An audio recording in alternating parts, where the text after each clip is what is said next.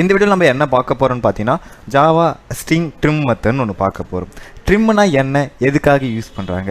இப்போது ஒரு டெக்ஸ்ட் பாக்ஸ்னு எடுத்துட்டா அந்த டெக்ஸ்ட் பாக்ஸில் ஸ்டார்டிங்கில் ஒரு சில ஸ்பேஸ் விடுவாங்க, எண்டிங்கில் சம் ஸ்பேஸ் இருக்கும். அந்த ஸ்பேஸ் எல்லாமே ஒரு கேரக்டராக அது கன்சிடர் பண்ணிக்கும். அந்த கேரக்டராக கன்சிடர் பண்ணக்கூடாது. ஸ்டார்டிங்கில் இருக்க ஸ்பேஸும் எண்டிங்கில் இருக்க ஸ்பேஸும் கட் பண்ணி கொடுக்க தான் ட்ரிம்னு ஒரு மெத்தட் ஒன்று யூஸ் பண்ணுறாங்க. மெயின் ஃபங்க்ஷன் ஒன்று, கிளாஸ் மெயின் ஒன்று க்ரியேட் பண்ணுறாங்க. நெக்ஸ்ட்டு ஸ்டாட்டிக் மெயின் ஃபங்க்ஷன் ஒன்று க்ரியேட் பண்ணுறாங்க. நெக்ஸ்ட்டு ஸ்ட்ரிங்கில் மை ஸ்ட்ரிங் ஈக்குவல்ட்டு ஒரு ஸ்டார்டிங்கில் ஒரு எம்டி ஸ்பேஸ், எண்டிங்கில் ஒரு எம்டி ஸ்பேஸ், ஒரு கண்டென்ட் என்னென்னா ஜாவான்னு சொல்லி கொடுத்துருக்காங்க. இந்த லைன் எனக்கு பிரிண்ட் பண்ணுறதுக்காக ஜாவாவில் சிஸ்டம் அவுட் பிரிண்ட்டுன்னு கொடுத்தா எனக்கு இது பிரிண்ட் பண்ணி கொடுத்துரும். எனக்கு அந்த ஸ்பேஸு ஜாவா எண்டிங்கில் இருக்க ஸ்பேஸ் எல்லாமே பிரிண்ட் பண்ணி கொடுத்துருக்கு.